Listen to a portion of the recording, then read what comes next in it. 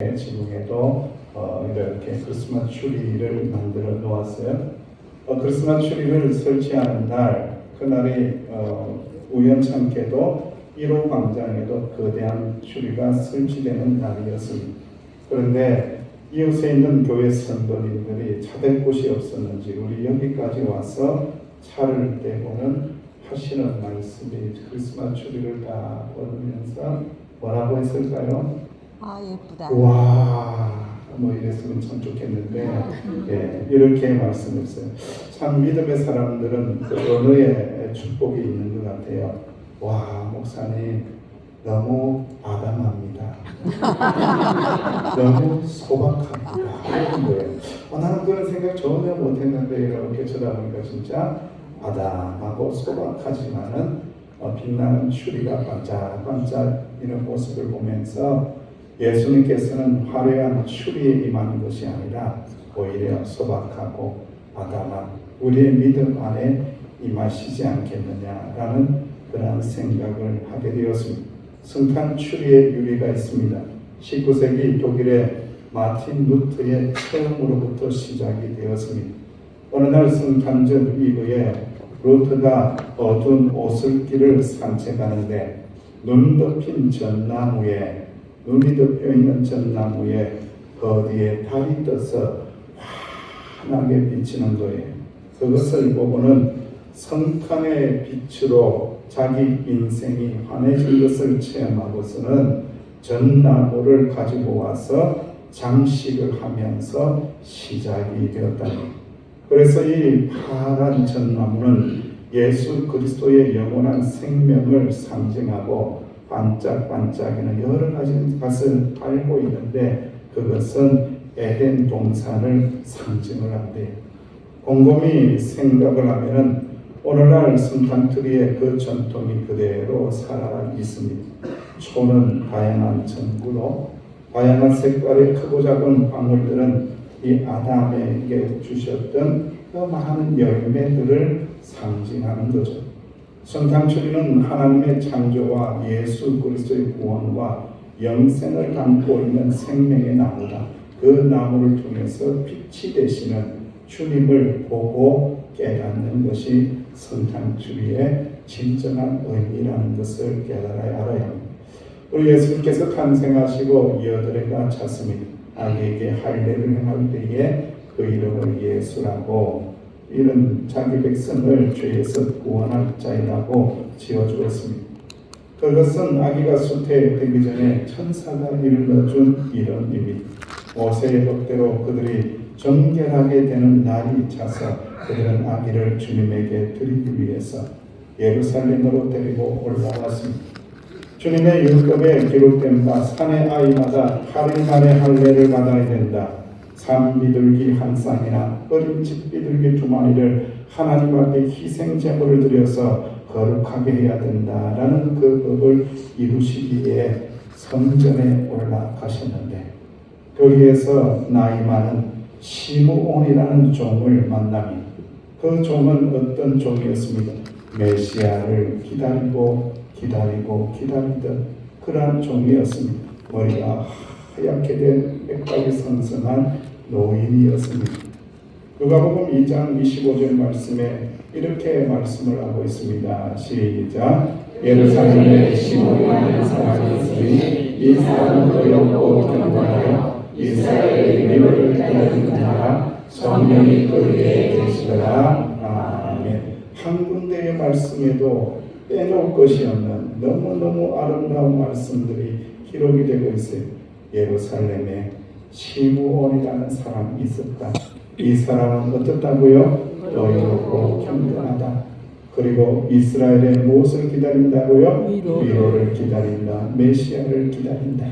그런데 메시아를 기다릴 때에 자기의 욕망을 가지고 기다리는 자가 아니라 그 위에 누가 계시더라? 성령이 그 위에 계시더라. 할렐루야. 너무 귀하고 아름다운 모습으로 예수님을 기다리고 있습니다. 시므온은 이스라엘의 민족의 위로를 기다리는 자라고 기록을 합니다. 말라기 선지자 이후에 400년 동안 이스라엘에는 암흑기가 찾아오게 됩니다. 깜깜한 그런 세상 속에서 살게 되는 암흑기라고 이야기합니다. 하나님의 계시를 받은 선지자가 나타나지도 않습니다. 말씀이 희귀한 때를 만나게 된 것입니다. 그런 때 시몬은 그런 침묵의 기간 동안, 깜깜한 기간 동안에 어떻게 했다고요? 메시아의 오심을 포기하지 않고 그 믿음을 가지고 메시아 오심을 기다리고 이스라엘의 위로를 기다리면서 포기하지 않으면서 하나님을 향하여 주여 메시아를 보내어 주옵소서 소망하면서 보내면서 그럼에도 불구하고 세상이 깜깜한데 그 위에는 성령이 충만하게 임하여 있더라. 할렐루야. 시몬은 일평생을 오직 한 가지만을 기다리며 살았습니다. 저 메시아 이스라엘을 우리를 구원해 주실 분을 기다린 겁니다. 우리는 어떻게 주님을 기다리고 있어야 될지를 굉장히 중요하게 우리에게 말씀하고 있습니다. 주님께서는 우리의 삶의 환경을 바꾸어 주시고 나의 삶을 풍족하게 해주시기를 기다릴 때가 많이 있죠. 여러분 그것은 2번, 3번, 4번에 두셔야 됩니다. 우리가 주님을 만나고 주님을 기다릴 때는 어떻게 기다리라고 시몬을 통하여 말씀합니까? 하나님의 위로를 기다리더라. 메시아를 기다리더라. 예수님의 임재를 기다리더라 라고 고백하고 주여 저에게도 주님의 은혜가 임하기를 원합니다. 예수 그리스도의 은혜가 임하기를 원합니다. 기다립니다. 고대합니다. 위로하여 주옵소서. 세상은 마치 아기 다툼으로 깜깜해져 있는 이 때에 주님의 위로를 기다립니다. 생명의 빛으로 오시는 주님의 위로를 기다립니다라고 간절히 고백하며 나아갈 때에 주님께서 우리 가운데 임재하시사 은혜를 주시는 것을 꼭 기억하시기를 주의 이름으로 축원드립니다. 오늘 이 시대는 위로의 하나님을 얼마나 기다리고 싶은지, 얼마나 기다려야 되는지, 얼마나 소망해야 되는지를 말씀합니다. 시대가 깜깜하죠. 정치계가 혼란합니다. 사람들이 독이 오를 때까지 독이 올랐습니다. 서로를 죽이려고 해란이 되어 있습니다. 경제는 바닥을 치고 있습니다. 서민들의 고통은 갈 때까지 감겨갔습니다. 악이 오를 대로 올랐습니다. 제가 너튜브를 보면서 너무 마음이 속상한 거예요. 할머니하고 그리고 한 아이가 있는데 손주 같아요. 하루에 식량거리가 음식을 먹는데 라면 한 개가 전부예요. 여러분 그 현실이 우리나라입니다. 북한 이야기가 아닙니다. 여러분 아프리카 이야기가 아닙니다. 대한민국의 지금 현실적인 모습입니다.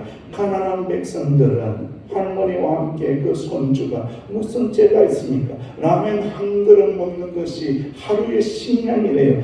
하루에 그거밖에 못 먹는 그런 형편 속에 살고 있는데 세상은 그들에게 소망을 주지 않고 더 많이 가지려고 더 높은 자리에 있으려고 악이 다툼을 하고 있는 이 깜깜한 세상을 살고 있는 거죠. 힘 있는 자들이 우리 평범한 백성들을 위로해 줄 것 같았는데 권력을 잡은 자들이 우리 평범한 연약한 백성들, 가난한 백성들을 도와주고 위로해 줄 것 같았는데 기대가 실망감으로 바뀌는 시대를 우리가 살고 있는 겁니다. 이 시대에 그래서 주님 주시는 참된 위로가 필요합니다. 참된 위로를 구해야 됩니다. 주님께서 주시는 위로가 필요한 시대를 우리가 살고 있습니다. 참된 위로를 소망하며 기도해야 됩니다. 하나님 주의 백성들에게 참된 위로를 내려 주옵소서. 하나님 서귀포 명성교회 연약한 지체들에게, 병든 지체들에게, 가난한 지체들에게 주님의 하늘의 위로함을 내려 주옵소서. 참된 위로를 경험하며 주님의 능력을 덧입어서 다시 소망을 가지고 빛 가운데로 나가게 해달라고, 예배드리며 살게 해달라고, 감사하며 살게 해달라고 기도하시기를 주의 이름으로 축원합니다. 위로라는 말이 참 좋습니다. 위로라는 말의 의미는요, 파라클레시스입니다. 이것은 위로하다, 격려해 주다, 그리고 이렇게 북돋아 주다라는 뜻이 있습니다. 그리고 이거하고 굉장히 비슷한 의미가 하나가 있는데 파라클레토스입니다. 바로 옆에서 격려해주고 도와주시는 보혜사 성령님을 이야기할 때에 파라클레토스입니다. 이분들에게 곁을 내어주고 위로하시는 성령님께서 우리와 함께 하신다는 것. 사랑하는 성도 여러분, 성령 하나님에게, 아기 예수님에게 내 곁을 내어주시기를 주의 이름으로 축원합니다. 지금까지 내 곁에 세상의 욕심으로 가득 불러서 살았다라면 이제는 그거는 좀 밀어내고 예수님 위로하시는 예수님 내 곁에 와주세요. 보혜사 성령님 파라클레토스여 내 곁에 오셔서 위로해 주세요. 내 마음을 위로해 주세요. 내 몸을 위로해 주세요. 내 영혼을 위로해 주세요. 기도하실 때에 주님의 위로를 받으시기를 주의 이름으로 축원합니다. 우리나라 말에 곁을 내준다라는 참 좋은 말이 있습니다. 곁이라는 것은 옆을 이야기하는 그 대상의 공간적, 시간적, 심리적으로 가장 가까운 데를 말하며 가까운 데서 보살펴주고 도와주는 사람을 곁을 내어준다라고 합니다. 곁을 지켜주시는 분이 성령님이시고 우리 주님이라고 말씀하고 있습니다. 이 말씀은 상대방이 완벽하지 않지만 모난 부분도 가지고 있지만 그럼에도 불구하고 그 곁에 다가서시사 위로하여 주신다라는 의미. 우리는 누구나 결점이 있고 누구나 실수를 합니다. 그러나 진정한 사랑은 그 모든 결점을 감싸안고 상대방을 그대로 있는 대로 끌어안아 주는 것이 진정한 사랑입니다. 이처럼 성령 하나님께서는 우리의 곁에 오시사 우리를 위로하여 주시고 우리가 허물이 있어도 우리가 약점이 있어도 우리가 단점이 있어도 우리가 실수가 있다고 할지라도 우리 곁에 오시사 우리를 위로하시고 우리에게 힘을 주시고 우리를 도와주시는 분이라는 것을 꼭 믿으시기를 주의 이름으로 축원합니다. 이 은총이 성탄의 은총입니다. 하나님의 위로를 기다리는 시므온은 어떤 사람이라고 말씀하고 있습니다. 이 사람은 의롭고 경건하다. 이름 자체가 너무 좋은 이름입니다. 이름 자체의 의미는 듣는다라는 뜻입니다. 시므온이라는 이름 자체가 무엇을 듣고 싶어 할까요? 하나님의 위로를 듣고 싶어하고 말씀을 듣고 싶다. 그 의미를 가진 이름이 시므온입니다. 하나님의 말씀을 듣는다라는 겁니다. 하나님의 위로를 기다리는 시므온은 평소의 삶이 말씀을 듣고 순종하는 사람으로 의롭고 경건했다라는 말씀입니다. 저는 경건하다는 말씀이 너무 귀한 겁니다. 여러분, 경건하다라는 것은 이렇게 조용히 앉아서 조용히 침묵으로 경건 이것이 경건이 아니에요. 여기서 말하는 경건은요 굉장히 적극적인 경건입니다. 소극적 경건이 아니에요. 적극적 경건을 말하고 있습니다. 이 경건하다는 의미의 뜻은 율라베스라는 단어를 쓰는데 취하다, 꽉 잡다라는 의미를 가지고 있습니다. 경건한 사람은 좋은 것, 하나님의 말씀을 꽉 잡는 사람, 하나님의 은혜를 꼭 붙드는 사람, 하나님의 사랑을 꼭 붙드는 사람, 주님의 은혜를 꼭 붙드는 사람, 경건한 사람은 하나님의 말씀에서 떨어지지 않기 위해서 하나님의 말씀을 적극적으로 꼭 붙드는 자가 경건한 자이다. 경건한 자이다. 할렐루야. 사랑하는 성도 여러분, 보혜사 성령님에게 곁을 내주시기를 주의 이름으로 축원합니다. 그리고 경건한 은혜의 삶을 살아갈 때에 주의 말씀을 꼭 붙잡으셔야 합니다. 세상의 어둠에, 세상의 미혹에, 세상의 혼란에 우리의 마음을 뺏겨서는 안 됩니다. 주님을 꼭 붙잡고 말씀을 꼭 붙잡고 위로하시는 주님의 은혜를 붙잡고 아기 예수님을 붙잡고 견뎌야 된다라는 것을 꼭 기억하시기를 간절히 원합니다. 시몬은 성령의 사람이었습니다. 참 귀하죠. 의롭고 하나님의 말씀을 꽉 붙잡고 하나님의 말씀을 듣는 것도 초월해서 넘어서서 어떤 사람이라고요? 성령의 사람이래요. 성령의 사람이 얼마나 귀하고 복된지를 우리에게 말씀하고 있습니다. 25절 말씀에 성령이 그 위에 계시더라. 26절 말씀에 성령의 지시를 받았더라. 27절 말씀에 성령의 감동이 있었더라. 시몬은 한마디로 성령 충만한 사람이었습니다. 성령이 떠나서는 존재할 수 없는 사람이었습니다. 성령으로 충만하여 주님에게 기도하면서 주님 주시는 위로를 기다리고 메시아를 기다린 사람이 시몬입니다. 그랬더니 주님께서 성령으로 감동하여 주시고 성령으로 덮어주셨더라. 할렐루야. 이러한 시몬에게 주신 하늘의 은총을 보십시오. 28절 말씀에 시몬이 아기를 안고 하나님을 찬송하여 가로되 이렇게 말씀하고 있습니다. 시몬이 아기를 안았습니다. 누구를 안은 겁니까?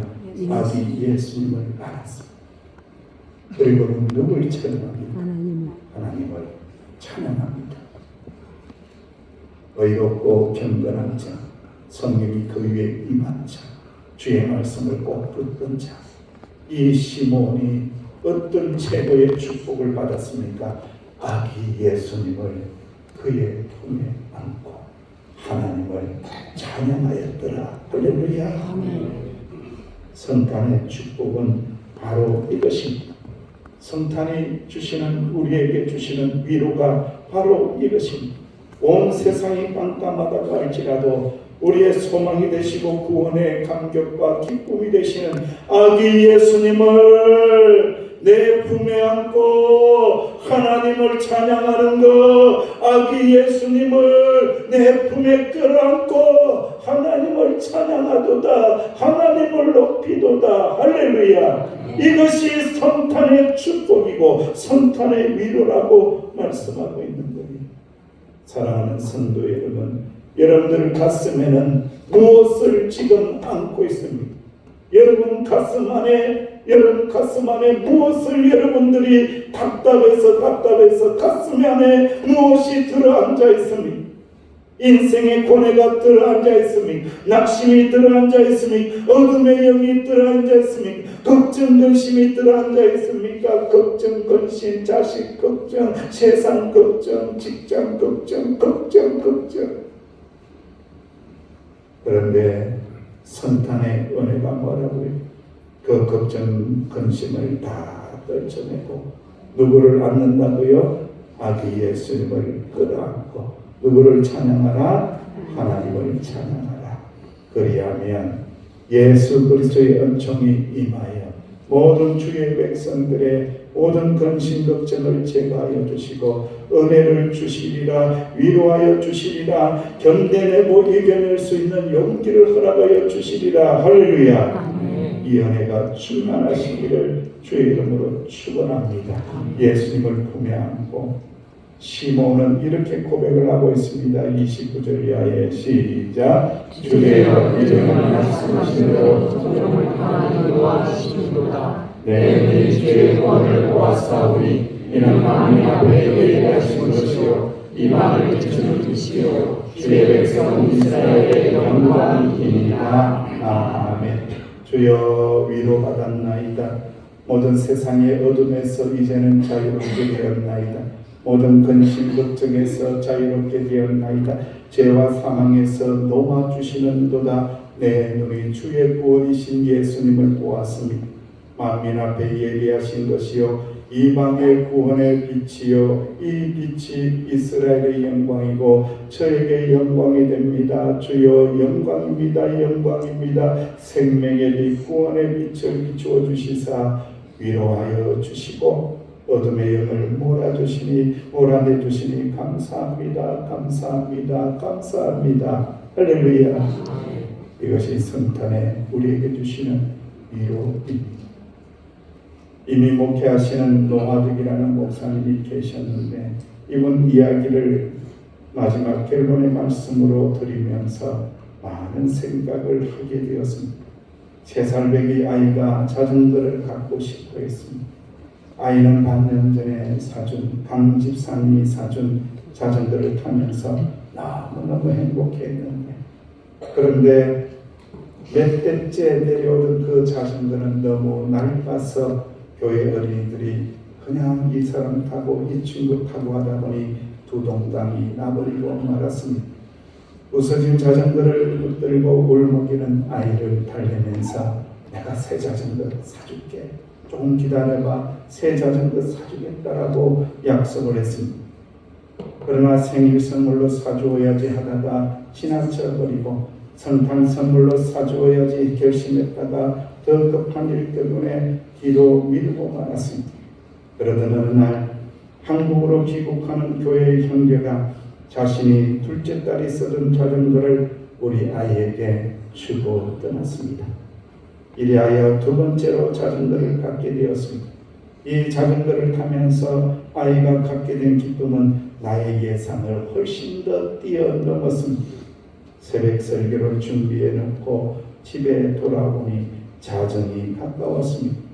그런데 아이는 그때까지 자전거를 타고 있다가 나에게 달려와서 내 품에 안겨서 말을 합니다. 아빠 고마워요. 아빠 땡큐. 아빠 고마워요.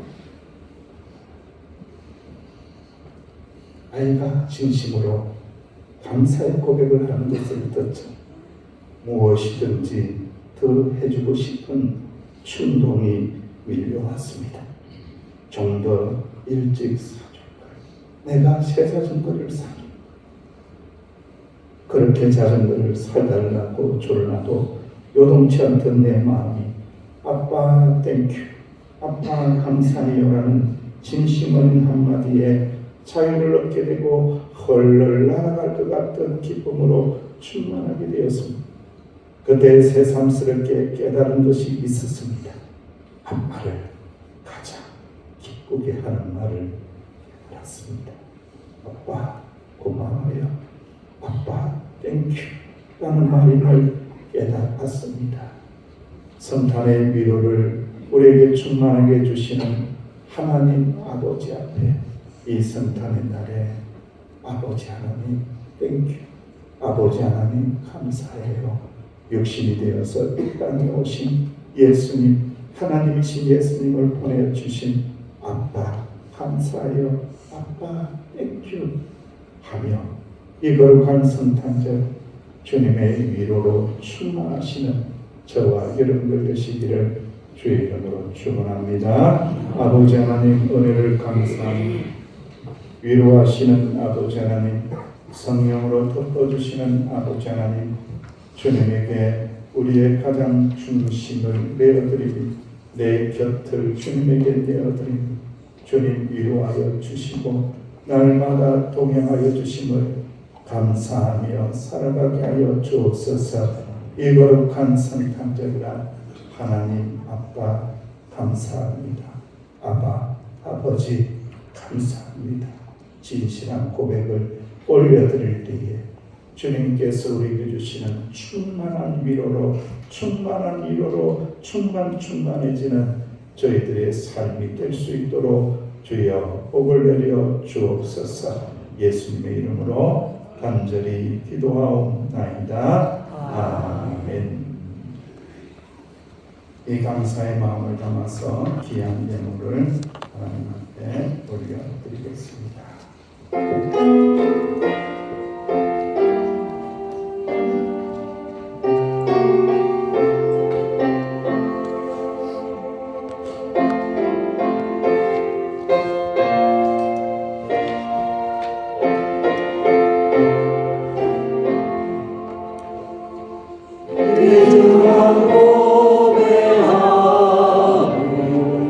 주 앞에 드리고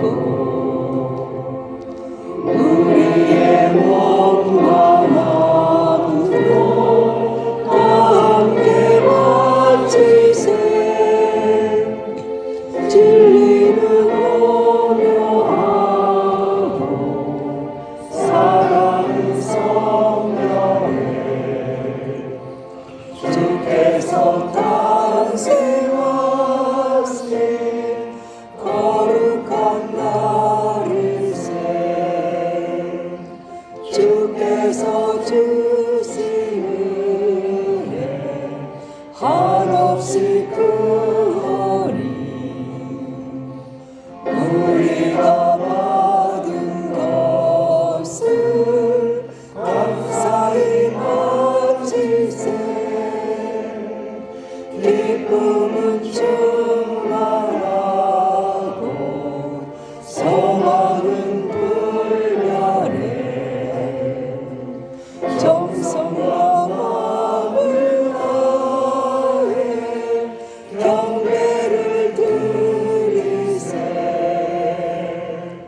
들에서 밤을 새며 양치던 목자들 하늘에 빛난 영광 오고서 놀라네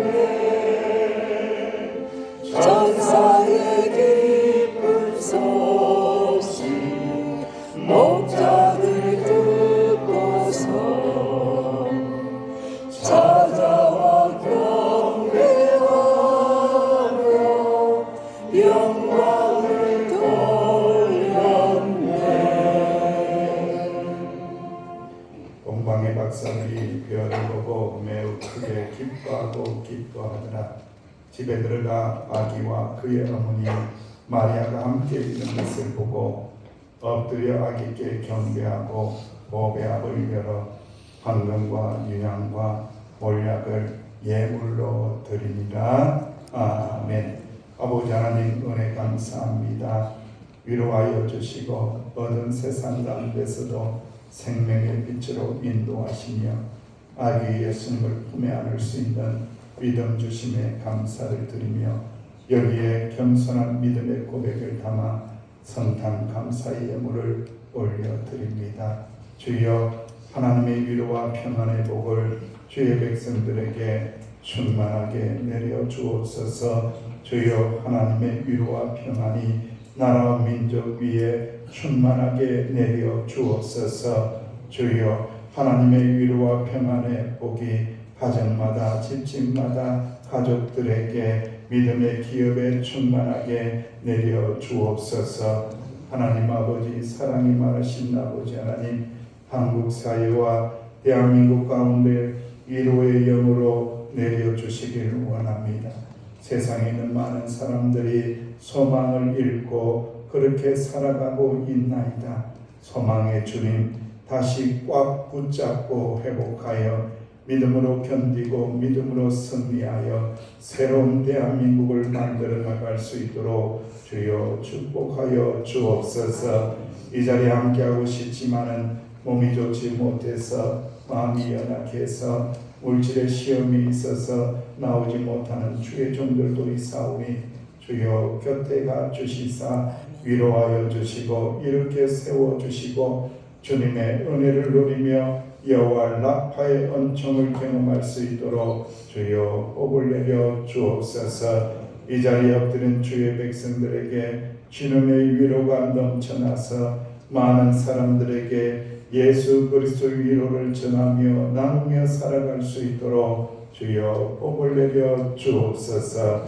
예수님의 이름으로 축복하며 기도하옵나이다. 아멘.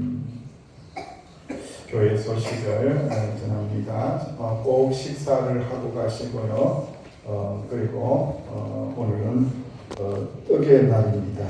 주님께서 우리 가운데 생명의 떡으로 오신 것처럼 오늘 점심 메뉴는 뭐죠? 떡국이고요. 떡국만 먹으면 또 떡국하니까 그래서 또 뭘 먹어야 돼요? 떡을 먹어야 됩니다. 떡 먹고 떡을 먹으면서 생명의 떡으로 오신 예수님의 은총을 깊이 생각하는 시간이 되면 좋겠습니다.